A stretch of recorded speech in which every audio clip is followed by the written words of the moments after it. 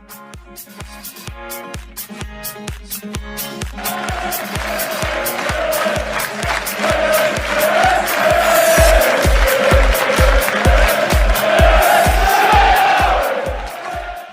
everybody, and welcome back to the Stacey West YouTube channel. I'm Ben, and I'm joined by Jonny from the Ale and the Vale podcast. How are you doing, mate? You all well? Yeah, I'm good, thank you, mate. How are you? I'm all right, thanks. Yeah, looking forward to Saturday. I think we've got two teams on slightly contrasting runs of form at the minute. I think it's probably fair to say. So let's jump straight in. You guys have hired, or you've appointed Darren Moore as your new manager. Probably a move that would have surprised quite a few people so far, particularly when it comes to the length of the contract. Obviously, it's a 5-year deal that he's signed. What are your views on that one, and how do you think he'll be able to turn the fortunes around? Do you think he'll be able to do it in time to save the season? It's an interesting one, isn't it? It's a very long contract, which you don't normally see in football, but this is the second one that we've given out now.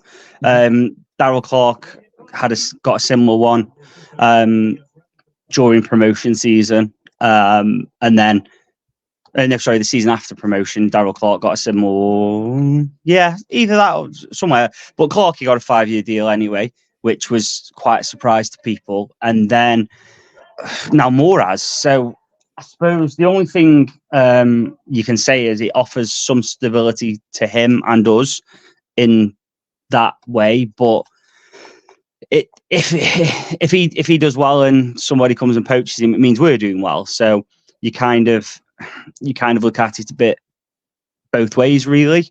But yeah, it's a really good appointment. Whether he can keep us up or not, I really don't know. We need to start getting points, not even winning games. We need to start getting points, and it's been difficult recently. We're probably in the worst form out of anyone in the whole world at the moment. Or so it feels. As always, Carlisle. Yeah, but even then, it's that they beat us. So what can we? You know what I mean? Like, it's very true. Yeah, so it's kind of, it's just painful at the minute to watch. But you've got to trust that he's the right man for the job. And yeah, who knows what's going to happen? And hopefully, no offense to you lot, but hopefully the revolution begins on Saturday. Well, look, it's the second time in as many weeks that we'll have played a team with a new manager in his first game at home. So, you know, we got a 1-1 draw away at Charlton with Nathan Jones' first game in charge. Obviously, you know, we're kind of hoping for a slightly better result against you guys at the weekend. But you know, let's talk about this run of form, because it was, I think, your last win came in the last game just before Christmas, and it was just before New Year. A result that probably raised a few eyebrows, and that you beat Blackpool 3-0. And then since then, you've only gone on to get 2 draws, and the rest have been losses. I mean, you had a pretty solid start to the season. So what went wrong under Darryl Clark? And, you know, is there are you fairly confident you can see the shoots of what's going to help try and turn it around? I think at the start of the season, the thing that went wrong was that we were only really winning games 1-0. Right. So the fact that we haven't scored many goals all season is been our big problem. I think you saw when we came to your place that we were comfortable, and then one mistake and it kind of shattered everything. So it's been a strange old mix, because we've played some good football and haven't got results. We've played some terrible football and got results, and then there's been a bit of everything in between. Now, whether we can turn it round, I suppose it's down to the key players coming back from injury. We've got Ben Garrity back from injury now, which is massive. Mitch Clark isn't too far away, and nor is James Plant. So you've kind of got to look at it that the better players that we've missed are coming back, but we need to. I suppose we need to start being a bit horrible to watch and play against. Yeah, and that's the first thing. Once you get some points on the board, then start worrying about what the football looks like. But at the minute, fans want points over performance. Yeah, no, absolutely. And it was a game where, we've literally just recorded the main podcast, and Charlie was saying in that game that in the podcast rather, it's difficult to preview this game because, like we say, new manager coming in, you've got, like you say, players coming back, and I think it's mainly from where I'm sitting. It looks like Darren Moore's trying to find a style that will work with the players that you have at the moment. I mean, obviously coming in after the January window is always a difficult time for a coach anyway, because you've got players that will have been, either brought in January or will have been there for a while. So yeah, I mean, let's talk about some of those players you mentioned then, because obviously Ben Garrity's top scorer at the minute. He's got 8 so far this season. How long was he out for before he's sort of just about coming back? He was out for 2 months. Right. Okay. So, he got injured against Carlisle on New Year's Day. And obviously he's come back, so it's probably about 7 weeks rather than 2 months. But so I'll say it's still a lengthy time to have your top scorer out, isn't it? Well, yeah, especially when we're not scoring goals, we weren't scoring many anyway. So yeah, it's been a difficult one without him. But yeah, he's back now. He played 20 minutes against Reading, so hopefully that's decent amount in his legs, and we'll see what can come next. Okay.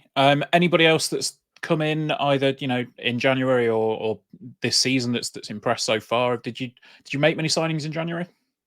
We made 3 in January. Casper Laporte come in from Barnsley on loan. Dan Gore come in from Man United on loan, and Jensen Weir from Blackpool on loan. Mm-hmm. Yeah, it's safe to say that Casper's looked all right, but nothing special. Gore got injured in his first game, so who knows? And he's quite highly rated. And then Jensen Weir has shown the Jensen Weir at Blackpool where he doesn't look good enough. Whereas last season on loan at Morecambe, he got 10 goals and 10 assists. So there's a player in there somewhere, but we need to find that player in quick. Okay. So I mean, look, have you seen much of Lincoln so far this season? Aside from the game, I mean, one thing that we will come on to surely is how crazy the past 2 games that we've had against each other have been. But is there anybody from the Imp side that you think, oh, hang on, they've got something special going on there, or do you say one that they tend to pass you by a little bit? Well, Lasse Sorensen was decent. So I've actually been Lincoln twice this season. Mm-hmm. And Lasse Sorensen was decent. And with him having the Stoke links, it's kind of always seem to tick the boxes. And then apart from that, there was no one in the draw at your place where you thought, oh, they're special. Yeah. Because I think it was at the time you were in dire form, and we decided to carry on our bad run of form and play into your hands. It wasn't the best of games, really. Yeah, I mean, so that was the game where Paddy O'Connor got sent off. I think it was he's had a couple of red cards this season so far. And it's one thing I wanted to touch on briefly, because it was something that I mentioned in the past 2 games between our 2 teams. There've been 5 red cards. And it's something I've noticed, you don't seem to have that bad a disciplinary record this season. I think you've only had 2 red cards. So one of them's come from, from our match. But is it something that you ever worry about, with your team? I know that, like I say, looking down the list, there doesn't seem to be that many reds, but is it something that's always at the back of your mind? No, not at all. We're far too nice. Right. Okay. We're far too soft on the underbelly. Like for example, against Fleetwood, Ethan Chislett got thrown into the advertising audience, and all the other players just stood there and just was like, "Okay, that's normal. That happens." And like there was no like I'm not asking for everyone pile in and start throwing punches, but cause a bit of a scene. Yeah, And need a bit of fire in the belly, don't you?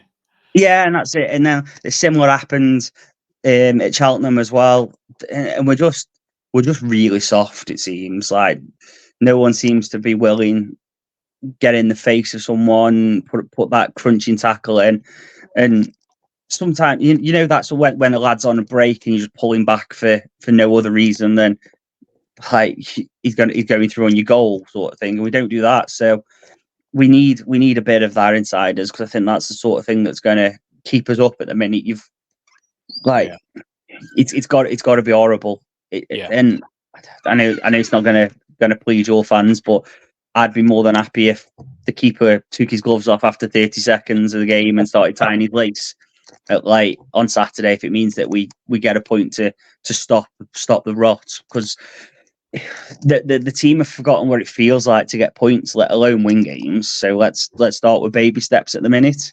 Yeah.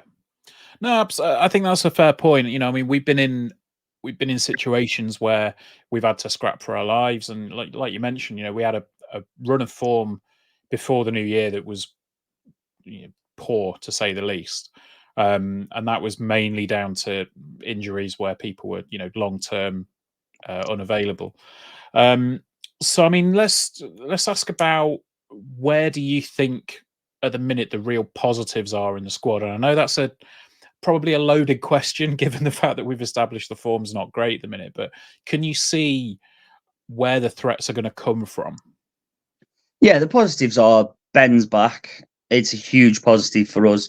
Chizzy has scored. I think he's got 6 and 6 assists this season. So if something's going to happen, it's going to come probably via Ben and Chislett. I think one of the big things that you could say is that under Moore, we've looked a lot sharper and a lot more organised at the minute.